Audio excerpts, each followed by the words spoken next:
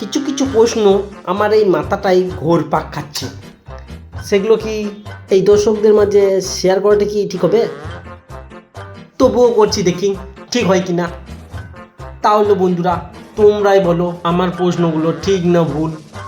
এত রোদে যদি মাটির জল শুকিয়ে যেতে পারে, তাহলে এত রোদে আমাদের ঘাম কেন বেরোয়? বুঝতে পারছি না তো আমি। ঘামটাও তো একটা জল, তাহলে এইটা কেন শুকোয় না?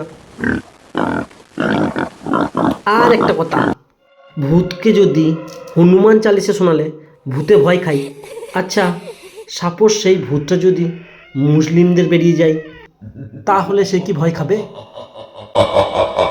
বন্ধুরা এটা ভাববার বিষয় আছে, কি কমেন্টে একটু বলে যাও তো। বন্ধুরা মানুষকে যদি স্বপ্ন পূরণ করার জন্যে কাজ করতে হয়, তাহলে আমরা শালা ঘুমিয়ে গিয়ে সেই স্বপ্নগুলো কেন দেখি? আমি তো কিছুতে বুঝতে পারছি না। বন্ধুরা এটাই লাস্ট করি আজকে, এটাই শেষ।